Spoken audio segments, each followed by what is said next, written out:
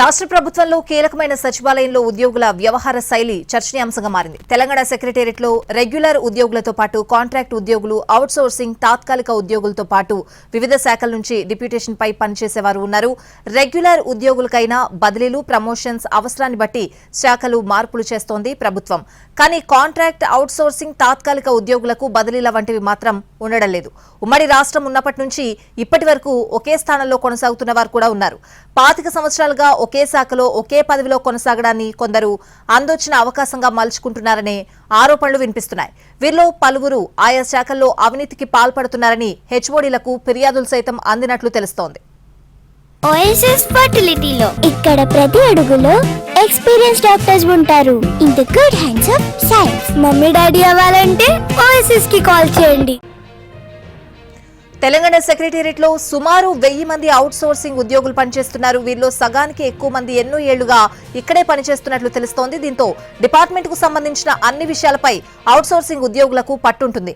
దీంతో అవుట్సోర్సింగ్ ఉద్యోగులు రెగ్యులర్ ఉద్యోగులను లెక్క చేయడం లేదనే ఆరోపణలు వస్తున్నాయి.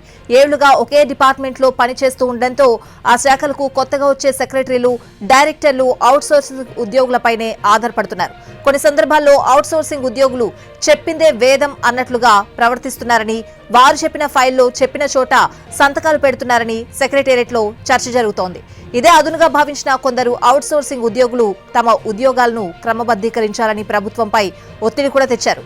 కొన్ని శాఖల్లో హెచ్ఓడీలు అవుట్సోర్సింగ్ ఉద్యోగులను రెగ్యులర్ చేసేందుకు తమకు ఎలాంటి అభ్యంతరం లేదని ఆ శాఖ ప్రిన్సిపల్ సెక్రటరీలు ఫైనాన్స్ డిపార్ట్మెంట్కు ఫైల్ పంపిన సంఘటనలు కూడా ఉన్నాయి.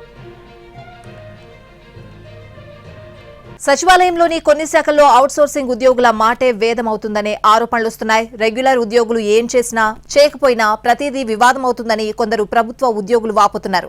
పోటీ పరీక్షల్లో పాస్ అయి ఉద్యోగం సంపాదించి శిక్షణ తీసుకుని ఉద్యోగంలో చేరితే హెచ్ఓడీలు అవుట్సోర్సింగ్ ఉద్యోగులకిచ్చే విలువలు సగం కూడా తమకు ఇవ్వడం లేదని ఆవేదన వ్యక్తం చేస్తున్నారు. డిపార్ట్మెంట్ సీక్రెట్స్ కూడా కొందరు హెచ్ఓడీలు అవుట్సోర్సింగ్ ఉద్యోగులతో పంచుకుంటున్నారని ఆరోపణలు సైతం ఉన్నాయి. ప్రభుత్వం ఇప్పటికైనా ఇలాంటి వారిపై నిఘా పెట్టి తగిన చర్యలు తీసుకోవాలని కోరుతున్నారు రెగ్యులర్ ఉద్యోగులు.